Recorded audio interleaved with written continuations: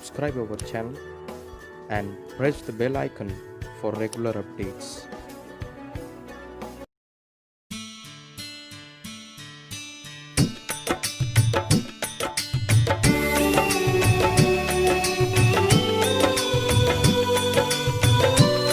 Praise the Lord.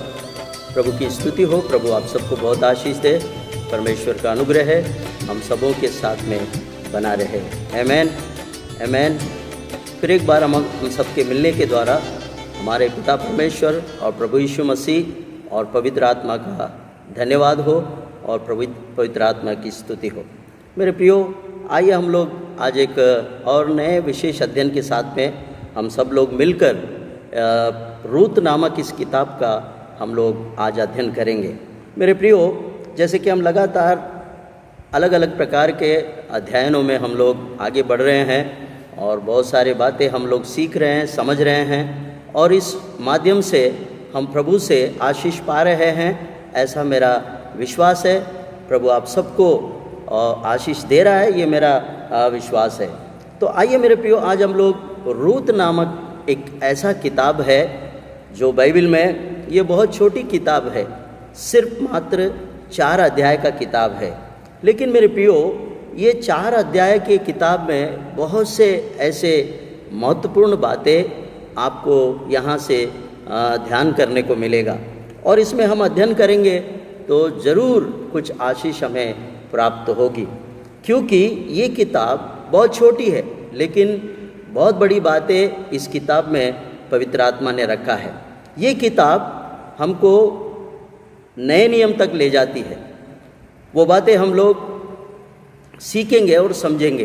तो आज मैं आपको यहाँ से 2 स्त्रियों की मैं आपको पहचान दिलाना चाहता हूँ। 2 स्त्रियाँ इस किताब में मुख्य पात्रों में दिख रहे हैं, ये मुख्य किरदारों में दिखते हैं और उन पर हम लोग आज अध्ययन करने वाले हैं।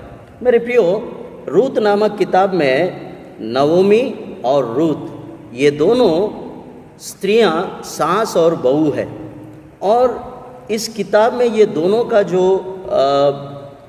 पात्र है, उनका जो किरदार है वो बहुत ही महत्वपूर्ण है।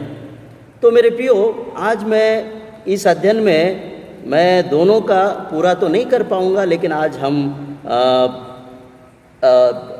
नहूम के विषय में थोड़ा सा आज हम लोग अध्ययन करके देखेंगे।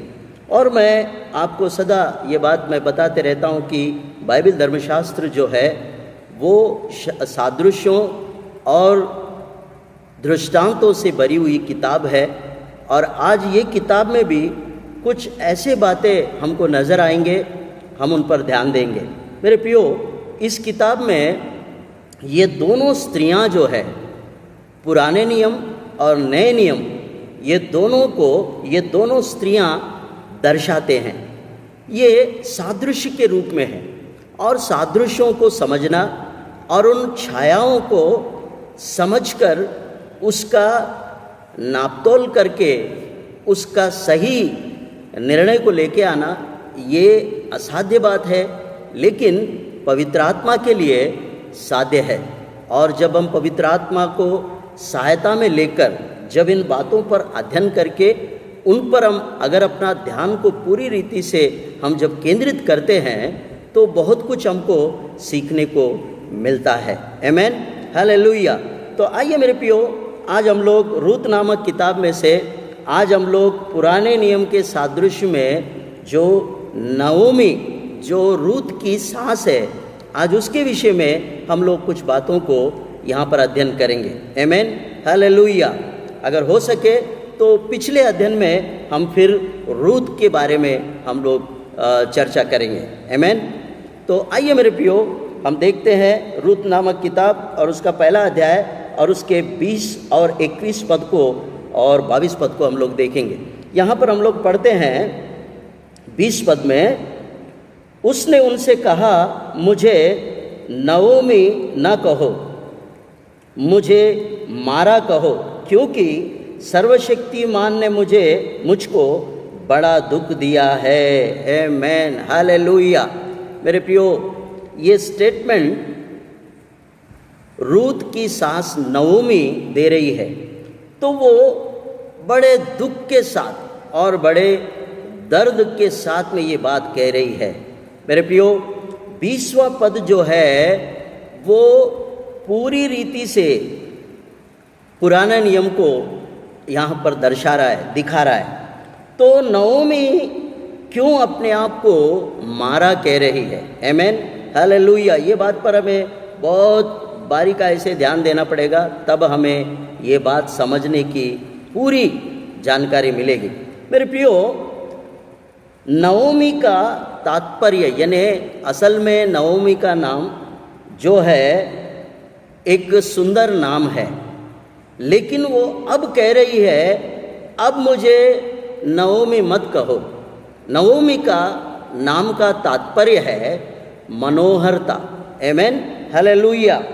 उसका नाम असल में ओरिजिनल मनोहर यानी एक अति तुल्य और अति महत्वपूर्ण एक ऐसा बात को दर्शा रहा है नओमी का नाम।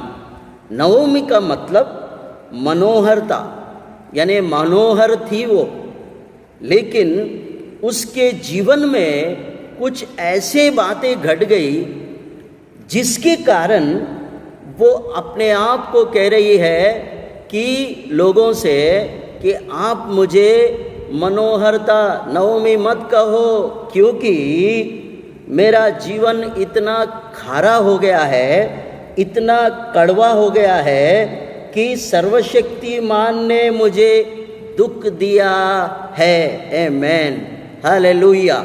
मेरे प्रियो, इस 20वें पद पर हमको बहुत अच्छी तरह से ध्यान देना होगा। क्यों नओमी यहाँ पर लोगों से कह रही है मुझे नओमी मत कहो? नओमी का तात्पर्य मैंने आपको बताया। नओमी का तात्पर्य है मनोहरता।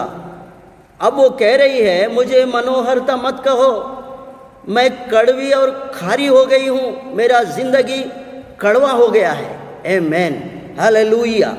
तो अब हमें यहाँ से जानना होगा और बाइबल ही इसका जवाब देगी, क्योंकि हर बात का जो जवाब है आपको कहीं ढूंढने की ज़रूरत नहीं है।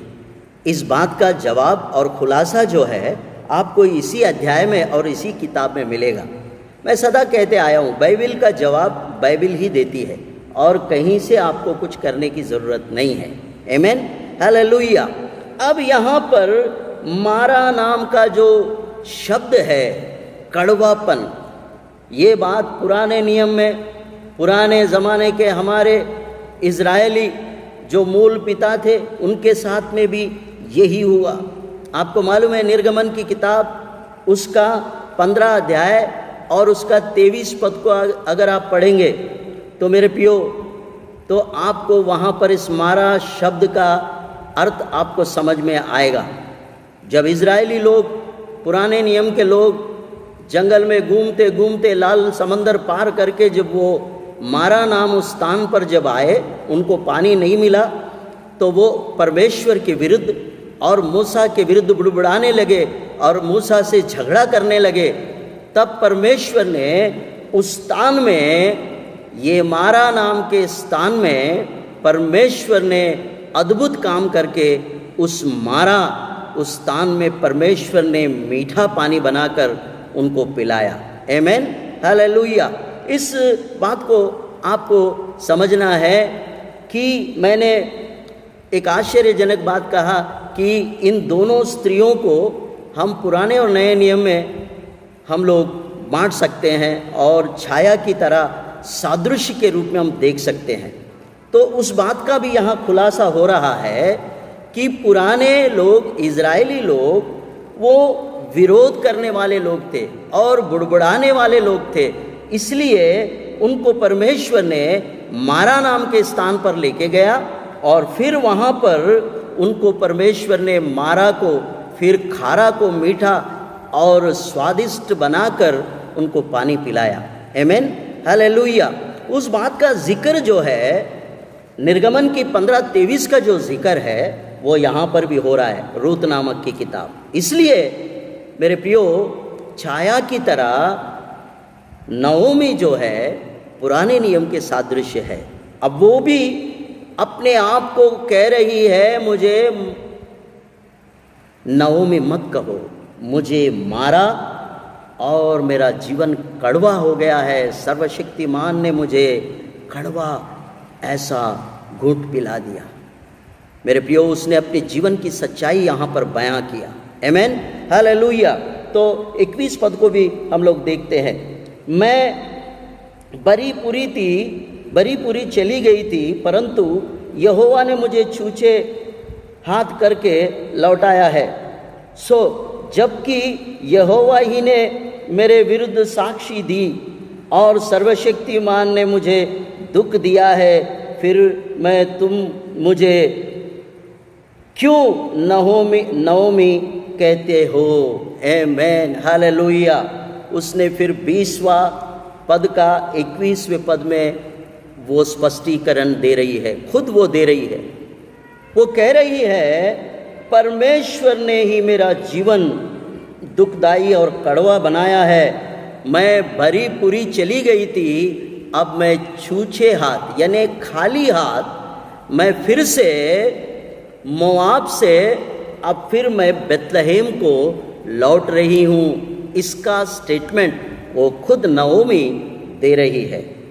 अब मैं आपको बताना चाहता हूँ यहाँ से कि इसका जवाब आपको यहीं पर रूत नामक की पहले अध्याय और पहले वचन से आप अगर 5वें पद तक अगर पढ़ेंगे तो इस बात का जवाब यहीं पर है। आमेन, हालेलुया। इस बात का जवाब यहीं पर है, यही किताब उसका जवाब दे रहा है। अब नओमी कह रही है, मेरा जीवन कड़वा हो गया है, मुझे नओमी मत कहो, मुझे अब तुम कड़वा जीवन, मुझे मारा कहो करके वो खुद ही बोल रही है। मारा का मतलब यहाँ नीचे फुटनोट में दिया गया है मेरे प्रियो, कड़वी। आमेन, हालेलुया। कड़वी, मारा का मतलब कड़वा, खारा। तो नओमी का जीवन खारा हो गया, कड़वा हो गया, सर्वशक्तिमान की ओर से उसको दुख पहुंचा, ऐसा वो कह रही है। तो ऐसा क्यों हुआ? अब मैं उसका जवाब और उसका खुलासा मैं अब आपके सामने करने वाला हूँ।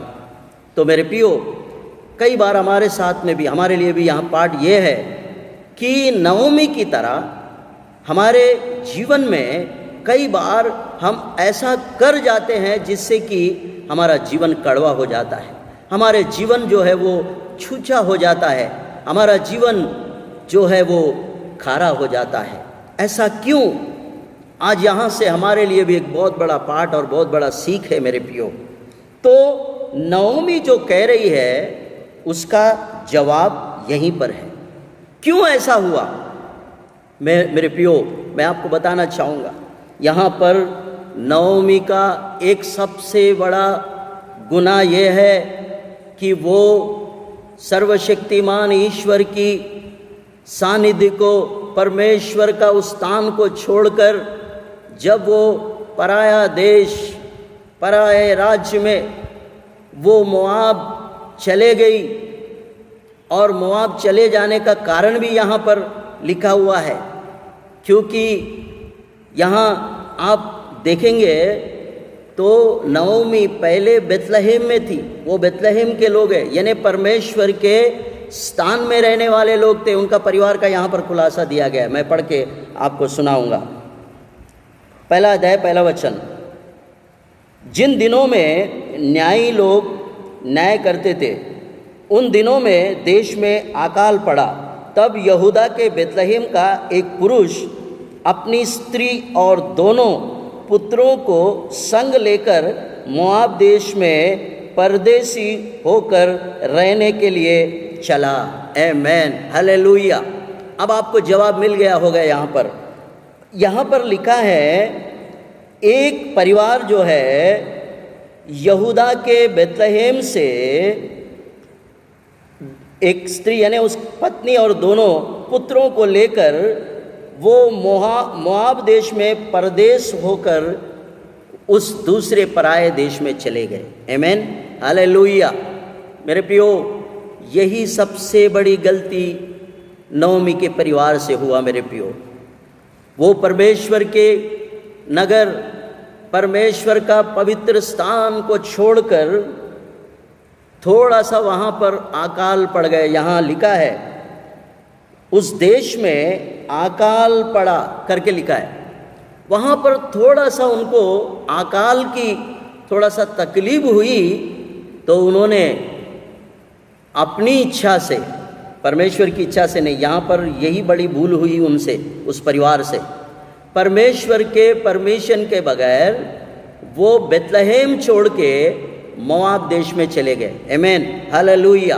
अब मैं आपको बताना चाहूँगा, बेतलहेम का मतलब, आप बेतलहेम, बेत मतलब रोटी, हम मतलब घर, यानी बेतलहेम जो परमेश्वर का रोटियों का घर था, वो छोड़कर वो पराये देश, वो मोआब चले गए। यही सबसे बड़ी भूल उन्होंने किया है मेरे प्रियो। आज हमारे साथ में भी ऐसा ही कुछ होता है मेरे प्रियो, हम भी ऐसे भूल कर जाते हैं। जब रोटियों का घर, भरपूरी परमेश्वर की उपस्थिति का स्थान था, और आप सबको मालूम बेतलहेम जो है, जहाँ पर हमारे प्रिय उद्धारकर्ता प्रभु यीशु मसीह का जन्म का स्थान है, जन्म का गांव है वो। यीशु मसीह जहाँ जन्मे वो गांव है वो बेतलहेम। और बेतलहेम का अर्थ मैंने आपको समझाया, रोटियों का घर, यानी खाने का घर। और ये लोग खाने का घर, थोड़ा सा वहाँ पर अकाल आने से वो लोग रोटियों का घर छोड़कर पराया देश मोआब में चले गए। ये सबसे बड़ी भूल उन्होंने किया। आमीन, हालेलुया। यहाँ साफ लिखा है कि वो बेतलहेम को छोड़कर मोआब देश में रहने के लिए चले गए। और वहाँ पर क्या हुआ, हम लोग दूसरा वचन देखते हैं। उस पुरुष का नाम एलीमेलिक और उसके पत्नी का नाम नवमी, और उसके 2 बेटों के नाम मलहोन और किलियोन थे। ये इप्रता अर्थात यहूदा के बेतलहेम के रहने वाले थे। आमीन, हालेलुया। मेरे प्रियो, ये परिवार जो है बड़ा पूरा चला गया मोआब, परंतु समस्या ये हुई कि रोटियों का घर, बेतलहेम का मतलब मैंने आपको समझाया, रोटियों का घर। बेत मतलब रोटी, हम मतलब घर, यानी परमेश्वर का घर, रोटियों का, खाने का भरपूरी वाला घर। थोड़ा सा समस्या आने के कारण वो परिवार जो है उस स्थान को छोड़कर, बेतलहेम को छोड़कर वो मोआब दूसरे देश में रहने चले गए। और मेरे प्रियो, अब यहाँ इस कहानी और नवमी जो कह रही है उसका जवाब आपको यहाँ से ही मिलेगा। आमीन, हालेलुया। हम लोग और तीसरा पद को पढ़ते हैं। और मोआब के देश में आकर वहाँ रहे, और नहोमी अपने पति एलीमेलिक मर गया। अब अच्छी तरह से सुने क्या क्या हो रहा है उनके साथ। मोआब देश में जाने के बाद में नहोमी का पति एलीमेलिक मर गया, और नहोमी और उसके दोनों पुत्र रह गए। और उन्होंने एक एक मोआबिन बेहाली, और एक स्त्री का नाम तो ओरपा और दूसरी का नाम रूत था। फिर वे वहाँ कई 10 वर्ष रहे। जब महलोन और किलियोन दोनों मर गए, और तब नवमी अपने दोनों पुत्रों और पति से रहित हो गई। आमीन, हालेलुया। मेरे प्रियो, दुर्भाग्यपूर्ण यहाँ पर एक ऐसी घटना घटी नवमी के साथ। इसलिए वो 20वें पद में कह रही है कि मैं बरी पूरी चले गई थी, अब मैं छूचे हाथ फिर बेतलहेम को लौट रही हूँ। मोआब में उनके साथ में क्या क्या हुआ, रूत की किताब उसके पहले वचन से लेकर यहाँ 5वें वचन तक के आप यदि पढ़ेंगे तो उस परिवार के साथ में क्या क्या हुआ, क्या क्या घटा, क्या दुख हुआ, क्या उसने खोया, क्या उसने अपना जीवन में कड़वाहट को चख लिया, वो सारी बातें मैंने आपको पढ़ के सुनाया। आप भी अपने बाइबल में पढ़ लीजिए। आमीन, हालेलुया। तो मेरे प्रियो, अब नओमी जो है, पति मर गया, दोनों पुत्र मर गए। अब वो अपने दोनों विधवा अपने बहुओं के साथ में वो अब एक निर्णय पे आ गई, मैं अब मोआब छोड़ के फिर से अपने ही उस स्थान में मैं बेतलहम लौट जाऊंगी करके उसने वो निर्णय पे आ गई। अब हम लोग यहाँ रुक जाते हैं। आमीन, हालेलुया। अब यहाँ पर नओमी अपने आप को वो मारा और अपने आप को कड़वा कहने का तात्पर्य आपको ये 5 पदों में आपको पूरा क्लियर हो गया। क्यों वो उसका जीवन कड़वा हो गया, क्यों वो कह रही है मुझे मनोहरता मत कहो, मुझे मारा ही कहो, क्योंकि सर्वशक्तिमान परमेश्वर ने मुझे दुख दिया और मेरा जीवन कड़वा हो गया। आमीन, हालेलुया। तो मेरे प्रियो, अब मैं आपको इस अध्ययन में मैं आपको समझाना चाहता हूँ नओमी के साथ में ये कड़वा व्यवहार क्यों हुआ, क्या बात है, क्यों उसको ये सब सहना पड़ा उसके जीवन में। मेरे प्रियो, ये बातें इसलिए पवित्र आत्मा ने यहाँ रखा है कि आज के हम आधुनिक युग के लोगों के लिए एक बहुत बड़ा सीख और पाठ यहाँ पर है। मेरे प्रियो, हम लोग जब सर्वशक्तिमान परमेश्वर की छाया में से, उसकी उपस्थिति में से, उसने जहाँ हमें रखा उस स्थान को यदि छोड़कर हम अपनी मनमानी करके, हम अपने इच्छा से, हमें जहाँ इच्छा हुई हम अपने आप से ही हम अगर चले जाते हैं, तब मेरे प्रियो हम जो भरे पूरे थे हमें चूचे हाथ लौटना पड़ेगा। इसलिए यहाँ सीख ये है, परमेश्वर ने हमें जहाँ रखा, जिस भी हालत में रखा, और उसकी उपस्थिति जहाँ है वहाँ रहने को जब वो कहता है, उस स्थान को बदल कर हम लोग अपनी मनमानी कदापि ना करें। मेरे प्रियो, यही सबसे बड़ा पाप और सबसे बड़ा गलती नओमी के परिवार ने किया है। आमीन, हालेलुया।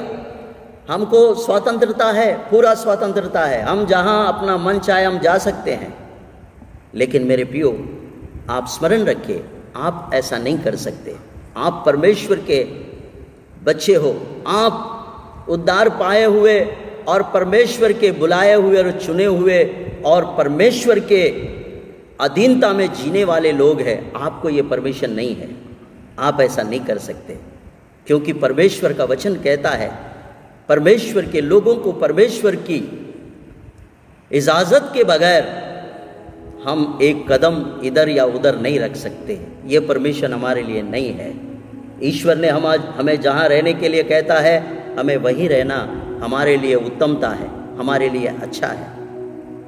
हो सकता है वहाँ पर हमें थोड़ा सा कठिनाई हुआ होगा, थोड़ा तकलीफ ज़रूर हुआ होगा, वहाँ पर कुछ अनकम्फर्ट हम फील किए होंगे, लेकिन वो सदा के लिए नहीं है, वो थोड़ी देर के लिए है। अगर हम थोड़ी देर के लिए हम अगर उस बात को सह लेते, अगर बेतलहम में उनको तकलीफ हुआ, वहाँ अकाल पड़ा, तो आप थोड़ी सी के लिए रोटियों का घर, परमेश्वर का घर, भरपूरी का घर छोड़कर आपको उस स्थान को छोड़ना ही सबसे बड़ा गुनाह और सबसे बड़ा पाप गिना गया है। नओमी का पूरा परिवार थोड़ी सी अनकंफर्ट फीलिंग में वो अपना जो डिसीजन है परिवार का उन्होंने बदल दिया, जिसके कारण नओमी के साथ कड़वा व्यवहार हुआ है। आज इस बात को स्मरण रखें मेरे प्रियो। आज हम में से बहुत सारे लोग जो है, हम बहुत मनमानी करते हैं, हम बहुत मनमानी अपनी इच्छा के अनुसार करते हैं। मेरे प्रियो अच्छा नहीं, क्योंकि परमेश्वर के बच्चे जो है वो आत्मा के चलाए चलने वाले होते हैं। आप नए नियम में देखते हैं जितने लोग आत्मा के चलाए चलते हैं वे ही परमेश्वर के पुत्र कहलाएंगे, ऐसा परमेश्वर का वचन कहता है मेरे प्रियो। आमेन, हालेलुया, हालेलुया। इस बात को स्मरण रखें, जितने आत्मा के चलाए हुए चलते हैं वही परमेश्वर के बच्चे कहलाएंगे, ऐसा परमेश्वर का वचन कहता है। लेकिन आज हम परमेश्वर की आत्मा अलग हो जाती है, हम अपनी आत्मा अपनी इच्छा हम पूरा कर लेते हैं। मेरे प्रियो, कई बार हमारे जीवन में कड़वे अनुभवों का सामना हमें इसलिए करना पड़ता है कि हम बेथलेहम यानी परमेश्वर का पवित्र स्थान और परमेश्वर की उपस्थिति का स्थान और भरपूरी वाला रोटियों का घर छोड़कर जब हम चले जाते हैं तो मेरे प्रियो हम कहीं भी सुरक्षित नहीं रह पाएंगे। वो मोआब तो चले गए, लेकिन मोआब जाने के बाद में उनके साथ में क्या व्यवहार हुआ। नओमी का पति मर गया, पति के बाद दोनों पुत्र मर गए और फिर वो सब विधवा होके बैठे तीनों स्त्रियां।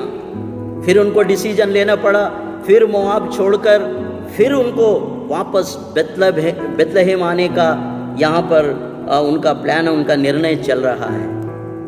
मैं अगले अध्ययन में आपको फिर बताऊंगा कि ये दूसरी स्त्री जो रूत है, अब रूत नए नियम के सादृश्य कैसी है मैं अगले अध्ययन में आपको बताऊंगा।